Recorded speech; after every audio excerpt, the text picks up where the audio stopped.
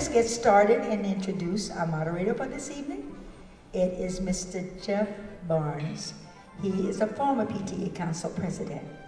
And so without any further ado, I would like to introduce Mr. Jeff Barnes along with our timekeepers tonight for this evening. And you will introduce them, Mr. Barnes. So thank you so much, and we welcome you, candidates. Let's have a wonderful evening of interaction.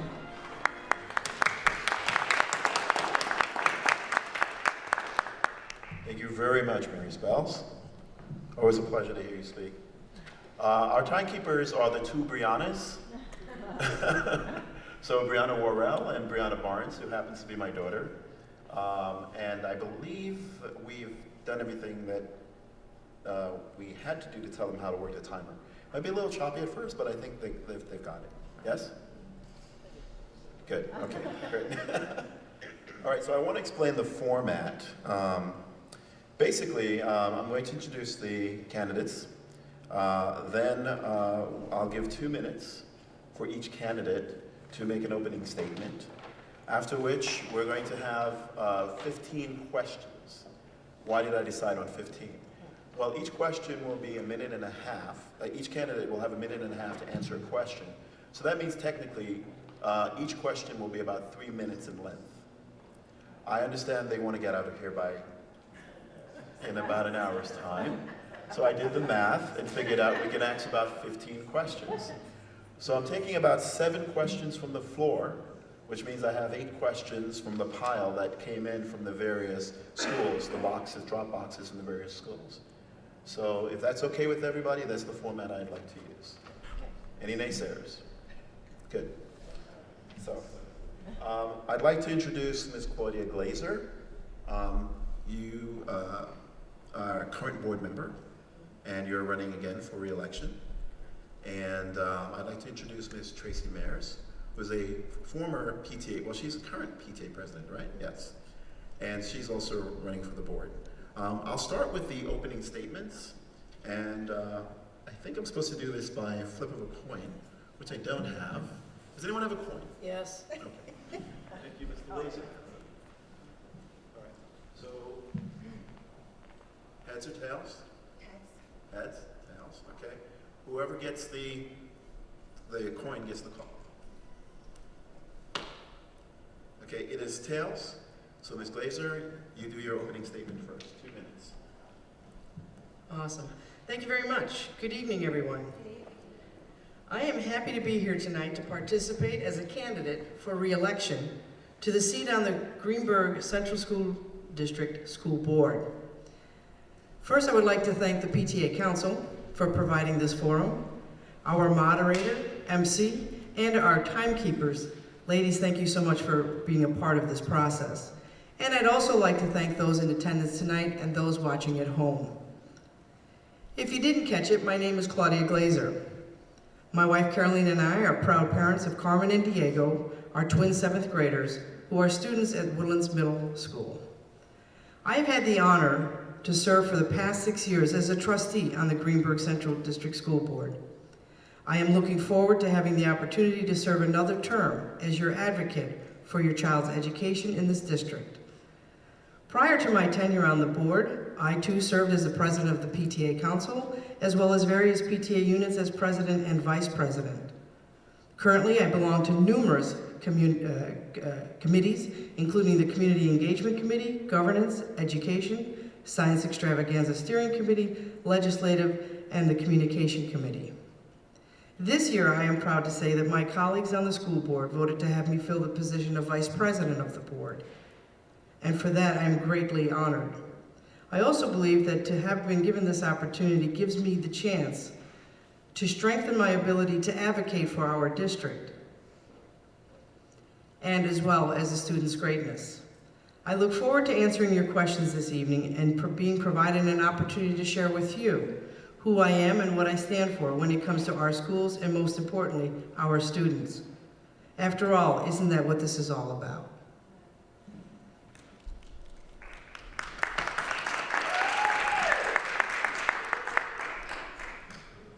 Good evening. I would like to thank the PTA Council and specifically Mary Spells for organizing and hosting the event. PTA members are all volunteers and we're all unpaid. Mostly, we work full-time. So this is very important that you give your time. I'd also like to thank Jeff Barnes, our moderator, the both Briannas, and the parents that came out today to view the event. Who am I? Simply put, I'm a parent. I became involved with other parents when my oldest daughter, was in pre-K at ECP. Some of the parents and I met, and still to today, some of them are very active parents here at GCSD, and other parents had no intentions of sending their children to kindergarten at Lee F. Jackson. Back then, I spent a lot of time talking with the parents, having had multiple, multifaceted conversations about the school district. It was at that time in ECP when I began going to the PTA council meetings and coming to the Board of Education meetings. I quickly learned that I did not know much about the institution of a school district and how it works. I had a lot to learn. However, what I did know is that there were improvements that I wanted to see for my children and the children of the other parents there in the meeting. There were ideas that I had for our kids in education. Since then, I've learned quite a bit about the school district. I've shared my ideas, some of which I think have been quite influential in the program and the curriculum creation.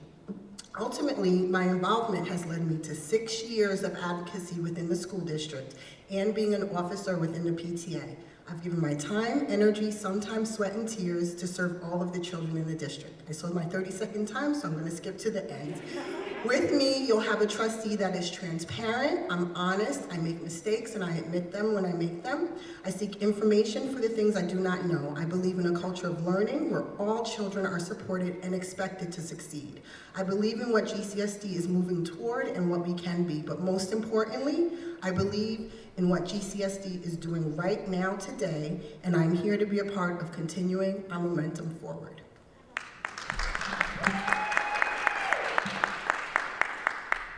Thank you both. And now what I will do is I'm going to ask a series of questions. You have 1 minute and 30 seconds for each question. I'll start with Ms. Tracy Maris because we started with, we're doing round robin. Yep. So I'll start with Ms. Tracy Maris, and then the next question I'll start with Ms. Glazer, back and forth until we're complete. All right. So I think I'm going to start with questions from the floor. Some passionate people on the floor I can see, so I want to get those going first. All right, so, not sure where this is from, but what STEAM enhancements do you want to see in the district? Ms. Tracy. Sure. Actually, I've thought about that quite a bit. Is it my time to start? Because I don't want to talk over the 2 minutes. So STEAM stands for those of you that don't know, science, technology, engineering, arts, and mathematics. I feel like in this district and in many districts, we get very excited about STEAM. We start doing a lot of robotics program. We start doing a lot of technology. We really get into the mathematics.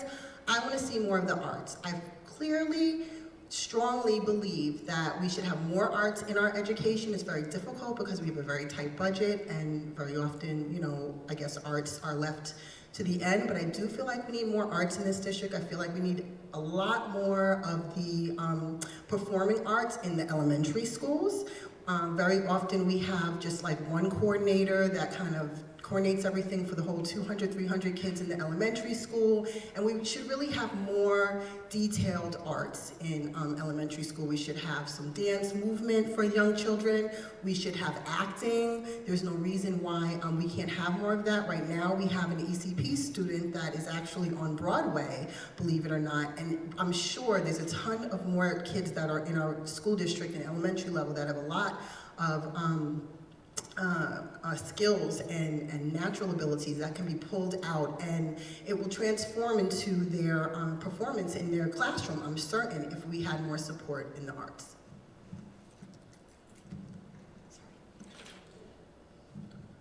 Thank you. Now Ms. Glazer. So when it comes to STEAM enhancement, we break down what is STEAM: science, technology, engineering, arts, and math. What do we pay attention to? We pay attention to some science. We've worked our way there. But let's really have a conversation. If we're going to be the global district that we say that we're going to be, we need to really look deeper. I really believe that we need to look at a trajectory for our youth where they can look at what does engineering look like? What does architecture look like? When I say that, what I'm looking for when we build the curriculum and continue to move forward with that is that as 7th graders, as they come into the middle school, we can actually ask them, what's your passion? And I'll give you an example. My son wants to be a shipbuilder. He wants to design ships, not military ships, cruise ships. Well, what does that really look like? Well, you're talking about interior design. You're talking about mechanical and civil engineering. Those are the kind of things you want them to start learning about and really getting clear what their passion is. I agree with Tracy regarding the arts. I'd like to see more. I think we should have it at the lower levels. What we saw is in the production this year from the high school with the middle schoolers involved was bar none one of the best productions we've had. So yes, moving forward, thank you, I see what time is up, moving forward, I really want to see the trajectory be something really specific where we can create a future for these children given what their passion is. Thank you very much. All right, our next question comes from the floor, and we'll start with Ms. Glazer this time. Do you support the consolidation, and what will you do to move this forwards? And I only have 90 seconds. Okay. For those of you who know me, consolidation is one of my earmark advocacies. Do I support it? Wholeheartedly. Given what I know as far as expenditures of what we have to pay for every piece of property that we have to maintain and just to run is an extraordinary expense.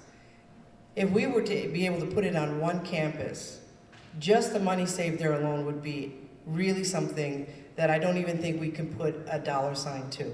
That being said, I've been very much involved in the legislative piece where we've been trying advocacy in regards to the political leaders to help us do this. We have not been successful. Moving forward this year, we are looking at other avenues and bringing in other consultants to see how other districts have done it successfully, because at the end of the day, that's what it's about. I will continue at being reelected on this board in the next 3 years. I will continue to advocate as hard as I've advocated in the last 3 years, and I want this to come to be something that comes to fruition. It is really something near and dear to my heart. Thank you. Ms. Mears? So I also agree with consolidation. Ms. Glazer's absolutely right. We spend way too much money repairing our old buildings, making them safe, making them just be able to stand up and have heat for our children. It's absolutely ridiculous. But in addition, I will say to that I myself was on a panel group of individual parents that went out to meet with our legislators way before the board actually started to get involved. We on our own reached out. There was a very active parent, Doug Israel. I think he moderated one of the candidates' nights prior, who on his own took initiative. And this is my point. Parents need to be involved in the school district because you can actually make some change because of Mr. Israel's advocacy on his own, and he was one of the ECP parents that I met years ago. We went out, we started to go to meetings. We then, I believe you were the board member that came along initially as well. Ms. Glazer came along, and we really started to advocate. My time is up. But one of the things that I would add to this board is a push. I feel like the board is doing what they should do to try to consolidate, but I don't feel like things are moving fast enough. We've done things like advocate with legislators. We've done things like look into the state aid. We've done things like talked about going to bond. I know the district's gone to bond or tried to get a bond in the past and things didn't work. We've been having this conversation since I was a kid about this district. And in my opinion, this is a civil rights issue. We should really be looking into and speaking up about the fact that this district has been treated unfairly when it comes to getting state aid, treated unfairly when it comes to looking at the other districts around us. And we really need to make more noise about what is happening here and the fact that it isn't fair for our children or our taxpayers. Thank you.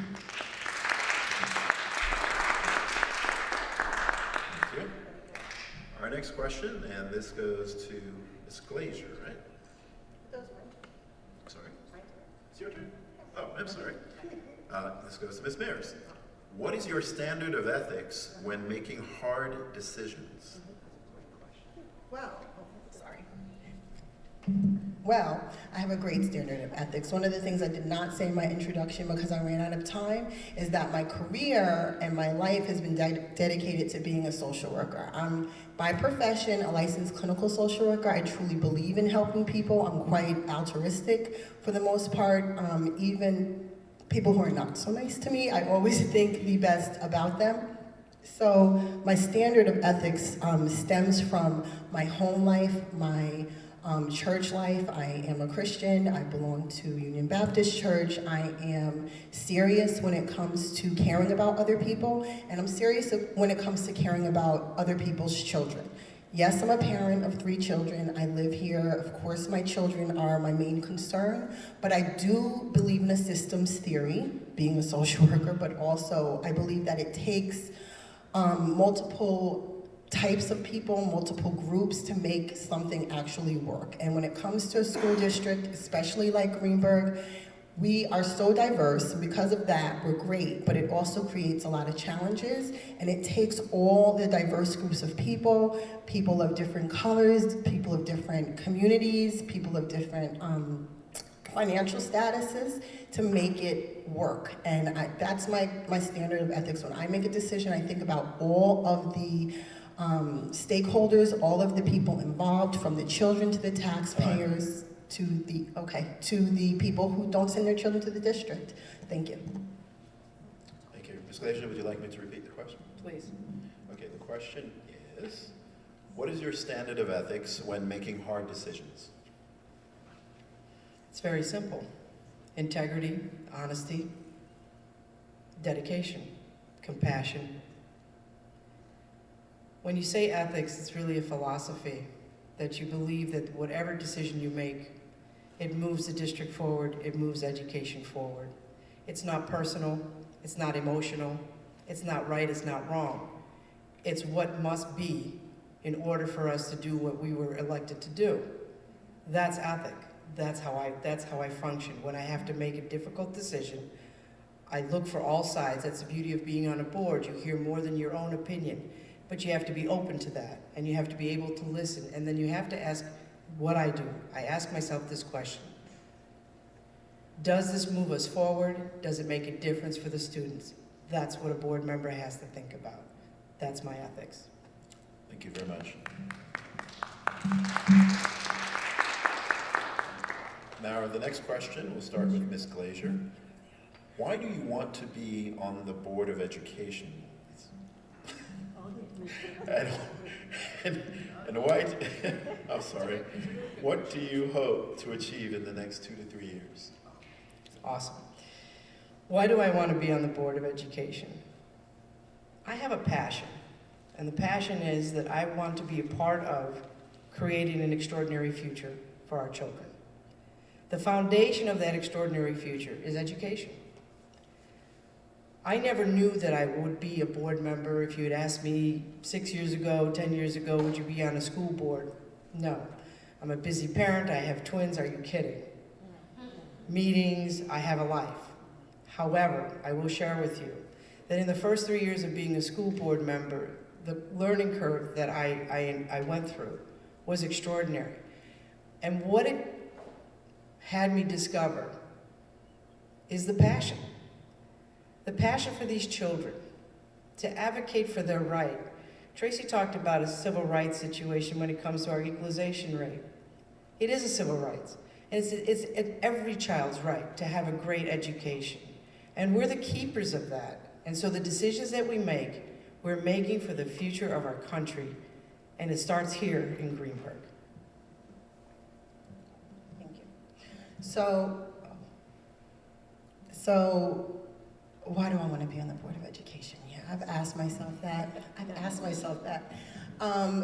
Ultimately, as I was saying here in my intro, because I realized that that kind of answered a little bit for you, my involvement for 6 years on the PTA, where I've spent my energy, my time. I think all of you know my 3 children because they're at meetings. I had a baby recently, he was 2 years old, and I'm at meetings with the baby. My time, my energy, just lots of sweat, definitely tears, because PTA is not always nice. to serve all of the children in the district. And I truly believe, my belief is that as a parent, as a community member, as a taxpayer, you have an obligation to be involved in your community, in the allocation and spending of your tax dollars, and in the growth of our most important resource, which is the children that we produce from this district. So it's really negligent not to be involved, and what better way to be involved than to be on the Board of Education and be able to have a vote. It's only 1 of 7, but to be able to have a vote in the serious policies that direct our district. But ultimately, a board member makes a major sacrifice. You sacrifice the time with your own children. You sacrifice, so many things that you could be doing. I had to have a conversation with my ex-husband about the fact that moving forward, he's gonna have to go to the parent-teacher conferences and speak up about things and advocate for our own children. Okay. Wonderful. Thank you. So our next question is also from the floor. Lots of questions from the floor. We'll start with Ms. Glazier. It's Tracy's. Oh, is it? That's right. I have the even number, she has the odd number, if you want to keep track of it that way. Thank you. Thank you very much. You're welcome. Okay, so Ms. Mears, what is your position on how communication can be improved within the school district? For example, teachers to parents, district to parents, the community, communications to the community, communications about events, and communications about fundraisers. Can you start from teachers to parents again? Sorry. Right, so the question is, what is your position on how communication can be improved? And some of the examples given were, for instance, teachers to parents, district to parents, community events, general events, and fundraisers. Okay, thank you.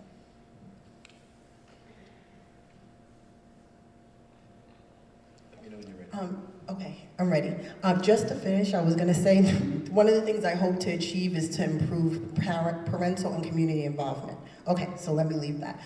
So my position on improving communication is that we need to continue moving in the direction that we are moving in. I do think we have a great superintendent when it comes to communication.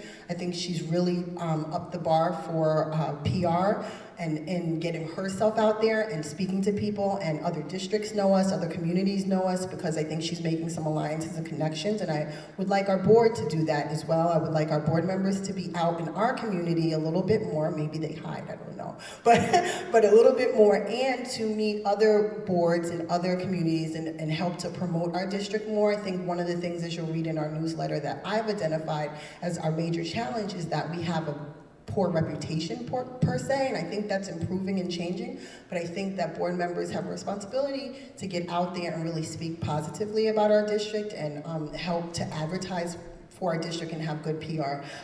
Within the district, the communication definitely needs to improve. I have happened and been thankful to have very good teachers that get back to me very quickly.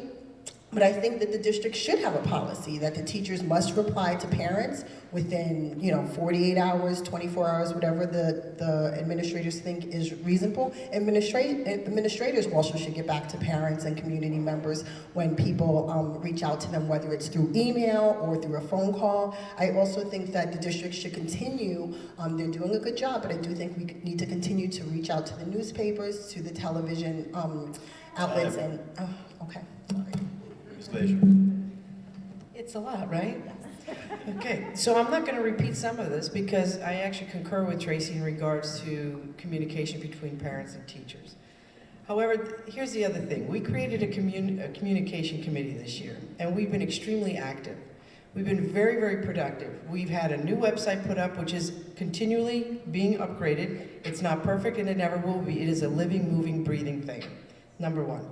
Number two, here's my issue. So much of what we do here is extremely antiquated. For instance, I don't know about you parents, but I filled out about 10 different forms with the same information every time my child does something different. That's not necessitated. We have the technology and the ability that when a child needs to do something, whether they're going on a field trip or whether they're participating in activity, that contact information, that medical information, it's already there. Why I'm filling that out 14 times, and I have 2 children. Same grade. Same, okay? Enough of that. Having said that, that's one of the things I would like to look forward to is making those changes. The other thing is that email response time I feel is very slow.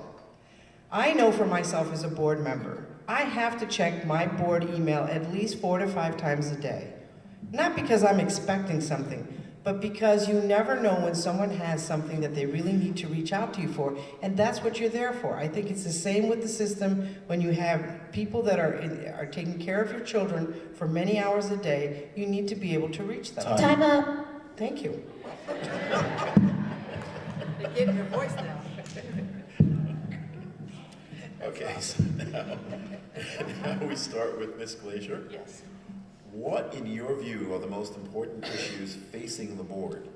What initiatives do you have in mind to address them?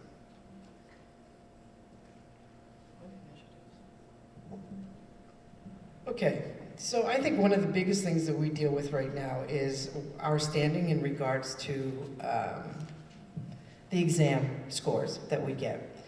When people look at Greenberg, one of the first things they do is they want to take a look at how we do with state exams, etc. Although we're working very hard moving our curriculum forward and we've hired a really excellent superintendent and all of that is moving forward, I think it's one of the things I actually also wrote on the bulletin that you'll see coming out. That one of the things I think we need to do is we need to study the data and get real about it.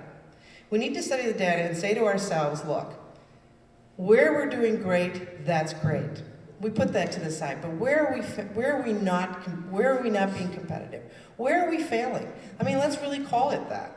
And then say, okay, what is it that we need to do that other schools are doing and above and beyond that we can make that trajectory a different trajectory? It needs to continue to move forward. It's one of the things that I want to look at this year as a board member to really be clear about that. That's one thing. The other thing is, again, it's the consolidation and the equitable funding. I think that, and again, I'll say what Tracy said, I think it's more than about money. I think it's about civil rights. I think that we have been unduly not taken care of. We've been put to the side. We are like non-existent to people. And it's time that our voices are heard and that we will make a difference. That's what I'm after. Thank you. Ms. Mears, would you like Okay. me to repeat the question? No, I got it. So the 3 things that I think are the most challenging for our district, which I also answered in a newsletter, are very clearly our test scores, our district image, and our low amount of parental and community involvement. Test scores, I think people who truly study tests know that it's not the perfect measure of how our kids do. Our children graduate from here, they're very successful, they're engineers, they're pharmacists, they're nurses, they're doctors. However, we don't have the test scores to reflect that performance. Also, our image, while it's improving, slowly, people still live here and they are very clearly, they will tell you, if you have neighbors, I'm not sending my kid to the school district. I have friends that do not send their kid to the school district. There's nothing I can say to convince them, but I continue to try. And I just think that we have a poor reputation. I don't know what else to call it.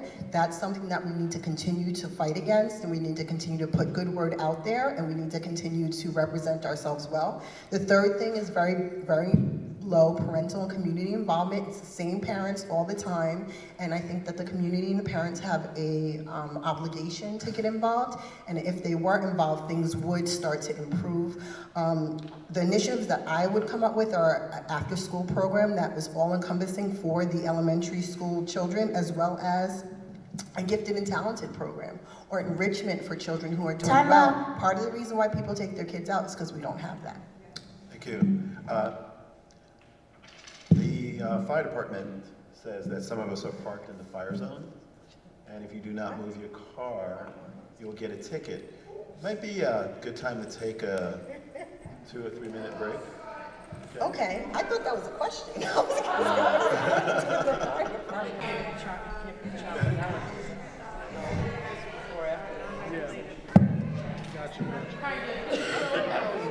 Okay, so we're about to start again.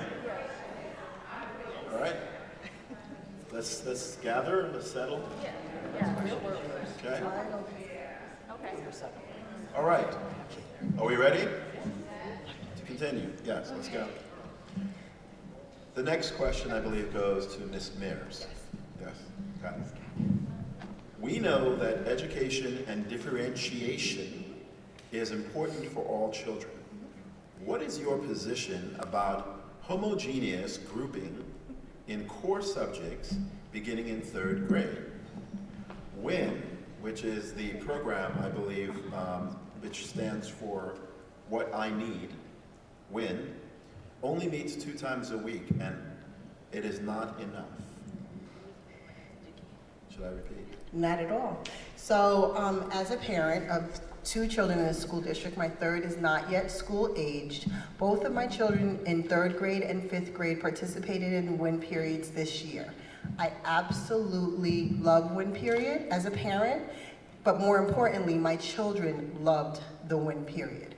At Highview and at R.J. Bailey, they were grouped into homogeneous groups for children that performed around the same grade level within math and ELA. And both of them loved it. The reason why they loved it was that they felt like they did not waste time. They did not have to go too fast with the information that they weren't ready for. And they did not have to waste time and wait and repeat the information that they already mastered. So I think it seemed as if the teachers really enjoyed doing WIN as well, because they don't have to differentiate the information on such a broad scale, but instead it's a little bit more focused and centered. So in my opinion, there should be a lot more WIN periods in other subjects. It should be happening much more frequently. I think we can push our children a little bit better, and we can also, in addition, I think if you have a group of children that are performing around the same grade level, you can see what issues you need to work on as a teacher. I think those teachers will be able to pinpoint what the problem is a little bit quicker. Time's up. And moving right along with that, I completely concur. I think we initiated WIN because we felt that there was a need to create this type of learning space for our children. Having said that, we also brought in UDL, which is the Universal Design for Learning. And it all incorporates, and I love these questions, and I actually brought it with me tonight because I want to make sure I get it right. What do students need to know and be able to do? How will we know that they have learned it? WIN addresses that. What will we do when they haven't learned it? UDL addresses that. What will we do when they already know it? WIN addresses that. It's a beautiful marriage of some really great initiatives that we've brought into the district. But like everything else, yeah, it's not enough, but it's a start. And then our job, as people on the board, and you the parents, and you the community members, is that we continue to look at it, and we continue to ask about it, and we continue to say, what's the status, what's the update, how are we doing? Keep asking for the report card. That's what's really important. So I completely agree with everything that Tracy said, so I'm not going to repeat that, but I just wanted to add that piece to it. Thank you. All right, so our next question starts with Ms. Glazier. Yes? Yes? Okay. Yeah. Do you think we should have honors classes with just honors students?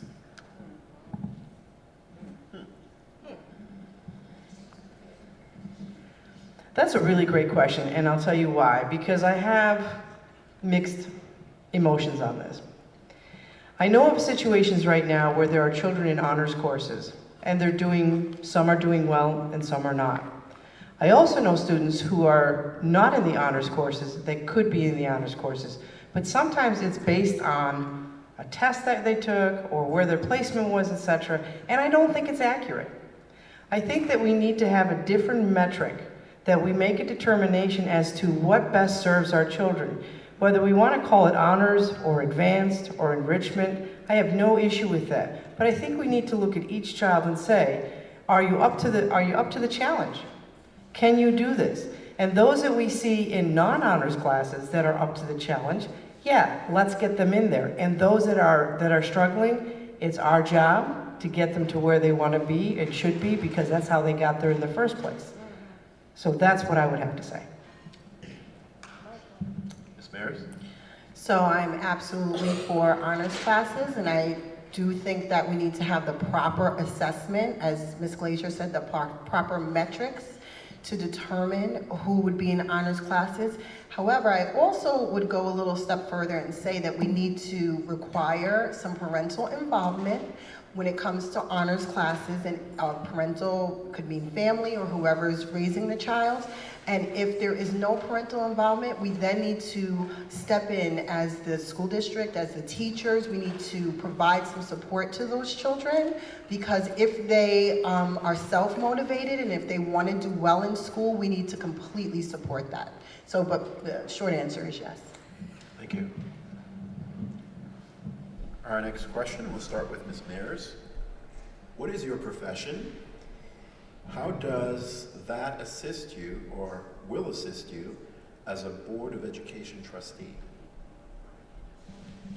So I'm a licensed clinical social worker, and that would assist me on many levels. First of all, I am trained as well as legally have to keep things confidential. As a board member, you need to keep things confidential. We know that in the past, information has leaked out from the board for whatever reason. I know board members are human. However, as a clinical social worker, I have an obligation to keep things confidential and private, and it would cross over right into the board as a trustee. In addition, what was the second part of the question? I'm sorry. The second part was, and how will that assist you as a Board of Education trustee? Oh, okay. Also, as a clinical social worker, which is what I do when I'm not doing PTA stuff, I have had to be privy to quite a bit of difficult information, very detailed information about a whole array of subjects that involve human people that have families, that have personal lives. And on the board, I understand that, you know, there's a lot of decisions that have to be made, that have to be voted on, that directly affect people, affect their lives, and I'm able to tolerate that bit of information as well. So that would also assist me in that way. Ms. Glazier? Thank you for the question. So I am a former 911 police dispatcher, telecommunicator, and trainer. That gives me the opportunity to deal with many things. Also, confidentiality is a big piece. I also, for the last 15 years, have been a life coach, and I deal primarily with two factors. One is life change that people go through, and when people want to go through a career change, I coach them through that. How does that help being a board member? I have to have the skill of listening. I have to be able to hear what's not being said as well as what's being said. I have to hold what they share with me in confidentiality and move them forward. When I listen to the conversations in executive session, I have to use that same exact skill. As a telecommunicator, I had to hear all sorts of things, both difficult and easy. As a board member, I hear things that are extraordinarily difficult and some that are really fun and rewarding. It is a full mixed bag. And so henceforth, I believe I have the capability of being an extraordinary school board member because of the skill of listening and understanding. Thank you. Okay. So, Ms. Glazier? Yes, sir. If elected to the Board of Education, how would you build an environment of teamwork to make our district move forward? If I'm elected to the school board, Again. So one of the things that I do is I along with a fellow board member, David Warner, I participate in the Community Engagement Committee. I think that's a really great way of connecting with community and with parents. Also, the different various committees that I'm on allows me to have exposure and allow myself to get known by many people through the various conduits of those committees. For instance, I talked about communication earlier, so I'm dealing with people that are tech savvy and want to be in communication, and parents that have a need to know and a need to access information. Community engagement, we really get to hear the voices out in the community, because sometimes you're in a shell when you're on the board and you don't necessarily know all the things that are going on because you have your life and your school board, but there's more, there's much more coming at you. So I think that those are... 30-second warning. Thank you. Thank you. So I think that those are some of the parts. Now I forgot the question. The question was, Oh, what? if elected to the Board of Yes. Education, how would you build an environment of teamwork to make our district move forward? So one final thing, because Tracy had mentioned it, I got do in 10 seconds here. I really think that our school board currently works very hard to make sure that the people know who we are. We attend a lot of events, even those events that our children are not a part of, because I think it makes a Time's up. difference. Thank you. Nurse? Thank you. So this may sound familiar to some of you. Communication, collaboration, commitment. Those of you who know that term, those three words, communication, collaboration, commitment. You know that because in my first year as PTA Council President, which was last year, I said that all the time. I came to the board meetings saying it, I said it in my meetings. I just wanted to continue to talk about communication, collaboration, and commitment. And that's what I bring to a board, and that's what will help me to continue to have this board work very well together, because I do think that they work well together, as well as move the board forward. I have no problem listening to people. I listen to people I don't agree with, because I think that they still bring something to the table. I want to hear all sides of the story. I'm collaborative. I want to work with people. A lot of the times people don't want to always work with me. They may have their own thing going, and I say, hey, can I play? Can I work as well? And I teach my children that. I teach them to try to talk to someone that is not like them, try to deal with someone that they don't necessarily get along with, just to see if there's something that maybe I need to change, or see if there's something that they can learn. And that's what I bring to the board, and hopefully that will help the board to continue to move forward. Thank you. All right. So, Ms. Mears, are you aware that there is a pervasive wave of demoralization amongst the Greenberg Central School District Union employees due to timepiece and lack of empowerment? What will you do to correct this problem?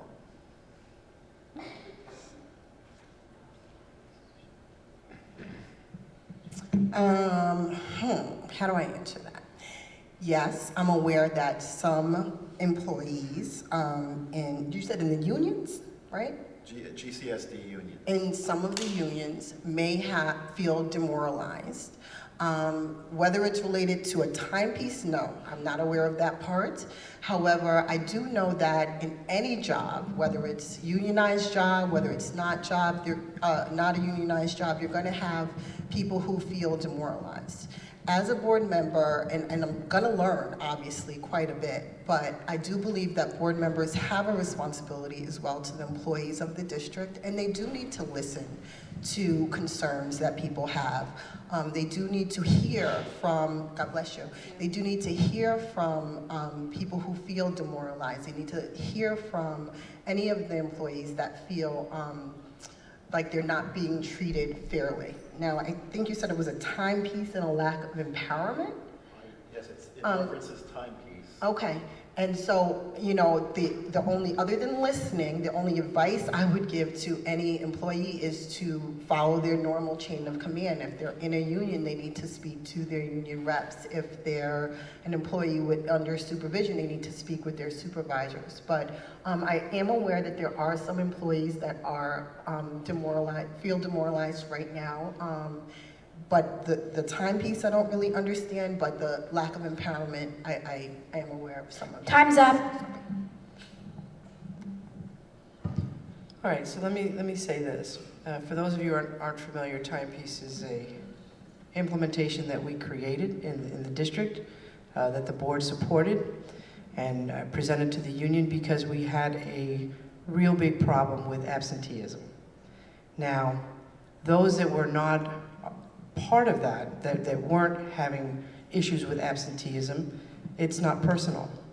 For those that are, we're asking for accountability. We're talking about educators. It is not meant to demoralize. It is not meant to say that there's something wrong with you ethically, morally, etc. It is about a means by which this district is looking to function effectively and to do it in such a way that we have the capability and the records and the data to look where we have a weakness. When we have a weakness when it comes to teachers being available and being here with our students, that's a problem. And so it was addressed. If people are feeling demoralized, then their PLCs can actually possibly get together and have that conversation and find out how can we strengthen you? How can we bring you up? Because it was never meant to be anything other than a means by which we run this district effectively.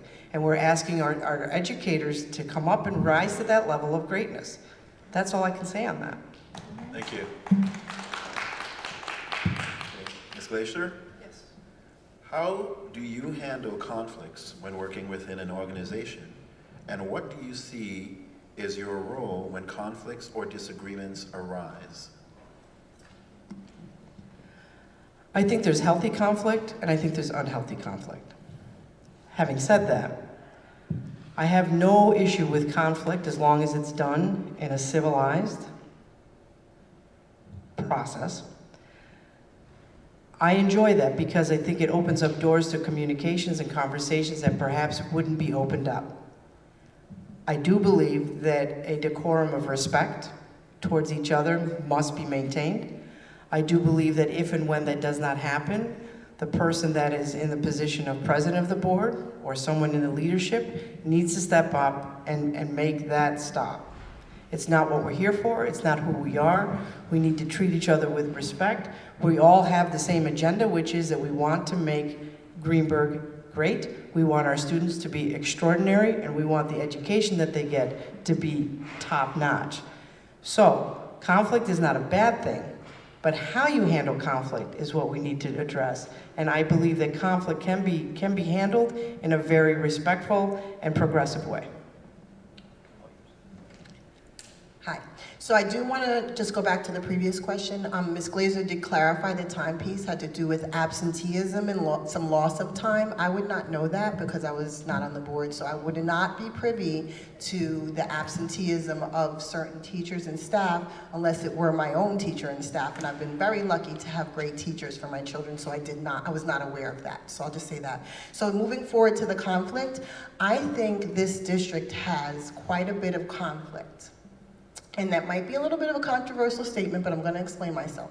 We're an extremely diverse district, financially diverse, racially diverse. We have different types of families, we have different types of children, and we embrace everyone. With diversity, with difference comes conflict. Why? Because I'm different than you. I may not understand you. I may do one thing this way, and this is how my family operates. You do something this way, and this is how your family operates. So when issues arise, and education is very serious and passionate for most people because we're dealing with our children, conflict is going to come into play, and I love it. I bring everyone to the table. Let's talk about it. But then everyone has a different way of dealing with conflict. A lot of people shy away from it. As a member of the Board of Education, you have to deal with conflict. There's 7 people in the room making a decision, working right alongside with the superintendent, and you're dealing with very serious subjects. So everyone needs to be heard. Everyone needs to be respected, as Ms. Glacier said, and everyone needs to listen to each other's piece and idea in order for things to move forward. Thank you. Great. Then next question is for Ms. Mears. Are you concerned, and of course Ms. Glacier, are you concerned about the lead levels in our aging schools? Are there any plans to have water tested to allay parent concerns? Yes, I'm concerned about the lead levels in our aging schools, which is exactly why we need to consolidate and improve our schools and our environments. I do know that the water was tested not too long ago. I want to say maybe this time last year, and any issues that they were remedied immediately. We had effective communication from our superintendent that sent out a letter about the lead. I believe she also did a phone blast at that time. I'm not sure exactly what the board may have in the plans for the future when it comes to the lead, because I'm not on the board yet, so I'm not privy to those discussions, but I think that we absolutely should have, and I'm sure we do, a plan in place for the facilities committee to have safety testing of our water periodically. Ms. Glacier. For those of you who don't know, every 5 years, as an educational location, we must, by the state, be given a building condition assessment. That includes foundation, electrical, heating, plumbing, from top to bottom. In those reports, which we do not do, the state comes in and does them. In those reports, the reports indicate exactly what isn't working, what's in bad condition, and here's what we know. Our conditions, the buildings of our conditions are poor, but they're safe. And I really want to stress that, because I remember when I first came to the district, there was a conversation about asbestos because of the old buildings. And I pushed, kind of like what you'll be doing in the future here. I wanted to make sure, because it wasn't about the fact that the buildings were old, it was about safety. I promise you this, our superintendent and our facilities people are on top of this. We would never knowingly jeopardize a child. As a matter of fact, we took the initiative when the water situation occurred in Flint, Michigan.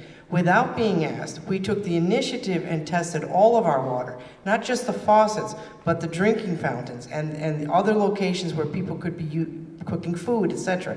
We took that initiative because safety was our priority. It is always our priority. Thank you.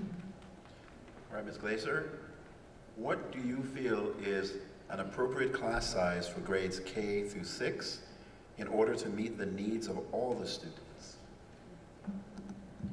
Well, there's asking the question, what's the appropriate size and what size would you like? So you have to be realistic. We've had an increase in enrollment. We do our best that we can, and we have facilities that literally cannot maintain the growth that we're having. Saying that, we have to be realistic and we have to work with what we have.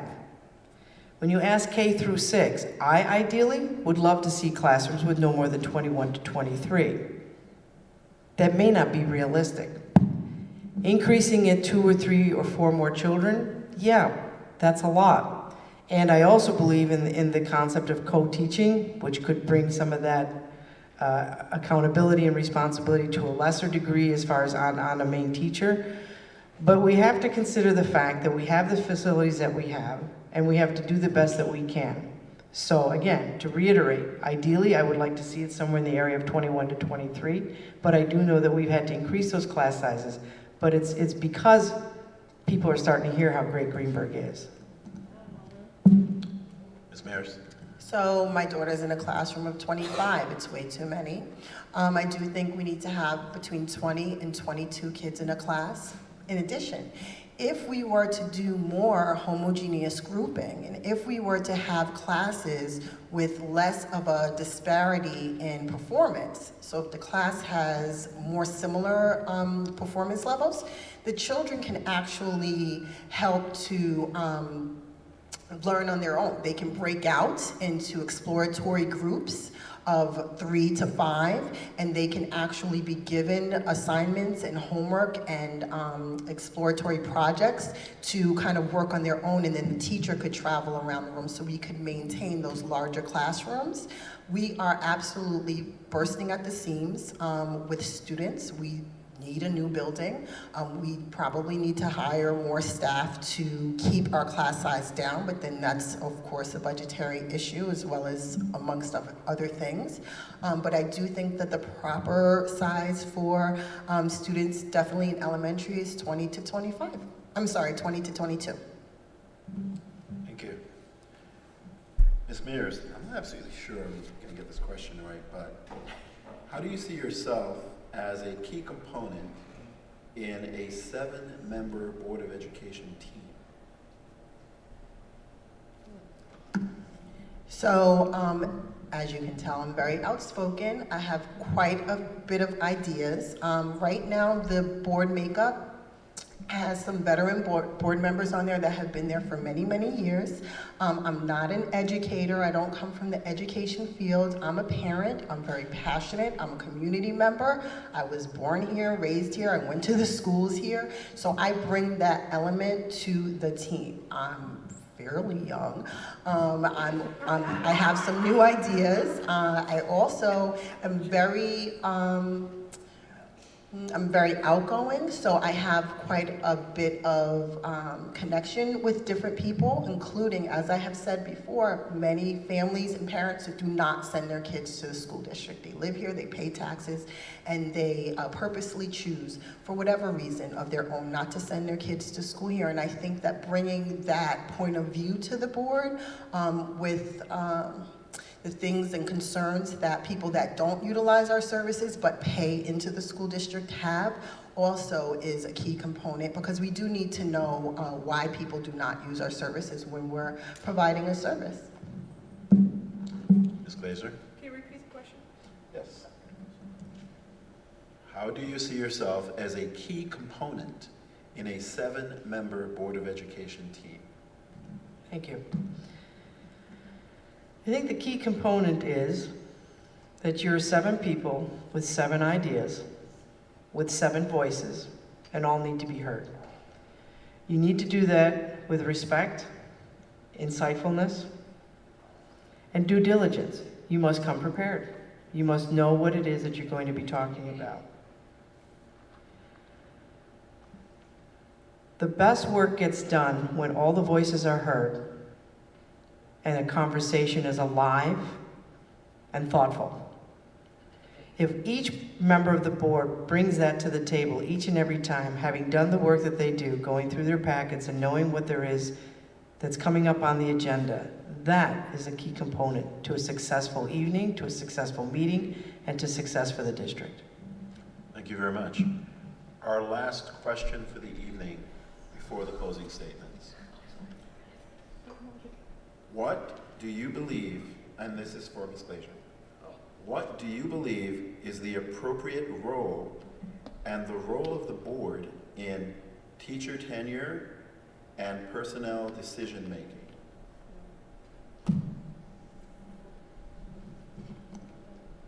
The Board of Education's primary function is to be the keepers and fiduciary responsibilities of the district and to hire a superintendent. When it comes to tenure, our position on a board, you take everything out, and the position is this. If someone is brought to you and is being requested for tenure, you follow through with that. If someone is being brought forward to you and is not being selected for tenure, or there's a 4th year being offered, etc., you hear what there is to hear. At the end of the day, it is not the decision of the board, it is the decision of the superintendent. That is the person who brings the person forward and provides the information for you. Having said that, with personnel, I will say this superintendent, Dr. Tahir Dupree Chase, has actually opened up for the board the opportunity to be on committees and interviews where personnel are being brought on. Do we have the final say if that person's going to get hired or not? No. But we get to see the democratic process by which we look to choose the best possible candidate. Thank you. Ms. Mears? I'm not a board member yet, but I'm sure I have a lot to learn. I do feel that the board's role is to affirm the superintendent's recommendations, because I read the board packet, I go to board meetings, and it says, upon recommendation of the superintendent, someone may get tenure, someone may be terminated or hired, and that job of the board member, I believe, is to be one of 7 votes to affirm or oppose that recommendation that the superintendent has, and I believe that's the role of the board member. Now, making the decision to affirm or oppose that recommendation, it should be based upon your ethics, of course, and whether or not that decision fits right in line with the strategic plan for the district, whether or not this person would be, if it's a personnel issue, an addition, or a loss to the district if the tenure person that we're giving tenure to as a teacher or would benefit the district in the proper way to fit into our strategic plan. And that is what I believe our role would be. Thank you very much. Thank you both. Now, we'll have closing statements, and since you ended the last question, I'll start with Ms. Glacier. You have 2 minutes for each closing statement. I'm not quite as young, so I have to put my glasses on. I think humor makes a difference as well. I'm running to serve on the Board of Education because I am passionate about our children and the right to great public education. I believe there is always an opportunity for growth as we look at what we are doing well for our students and where we need to continue to improve and bring their educational opportunities up to the next level. I continually advocate for acknowledging the greatness of our students, the building up of our district and its reputation, and I would like to continue to do so by being reelected to the Greenberg Board, the Greenberg Board of Education. I am a fair, trustworthy, dedicated, and passionate parent, as well as a board member. I believe in this district, our schools, and our students. What am I asking? I'm asking that you give me your vote on May 16th. And I'll end my very brief closing with this. It is a quote from Joseph Addison, and I look at this every day. What sculpture is to a block of marble, education is to the human soul. That's my philosophy. Thank you. Ms. Maris, 2 minutes. Okay, thank you again to the PTA Council for this event, and I thank the viewers for listening.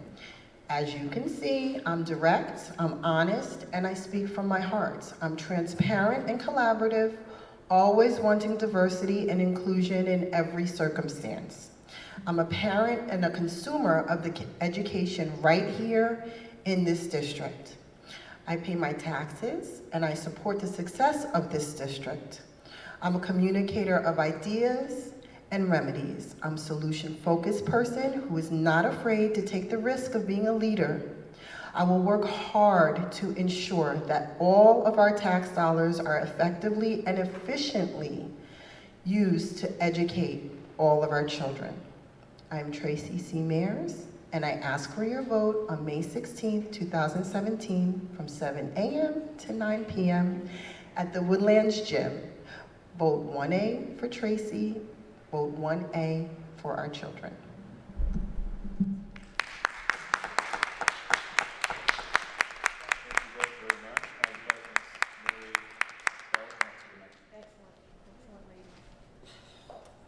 Wow. What a wonderful candidates night. I learned so much.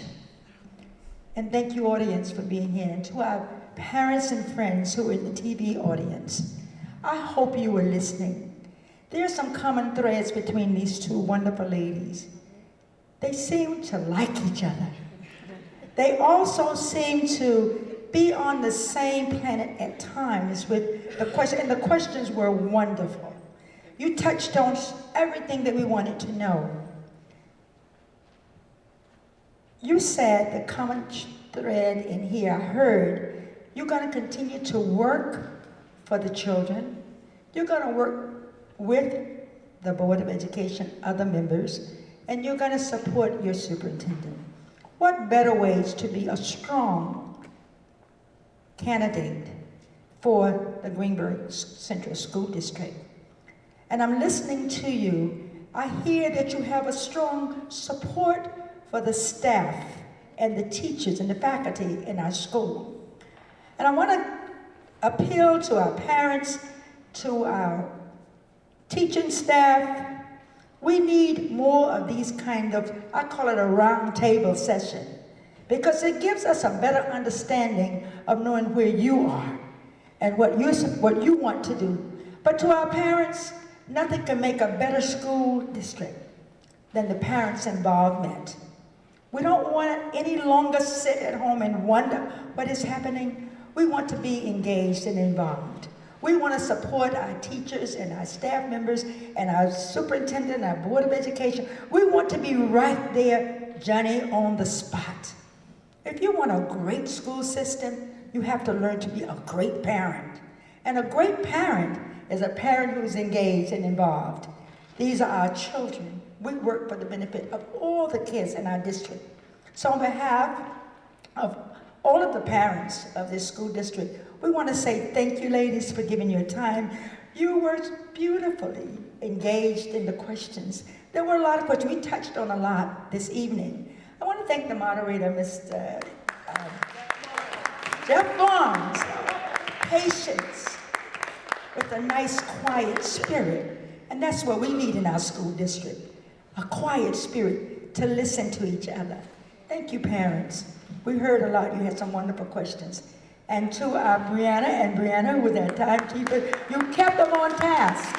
Thank you, ladies, young girls, for that.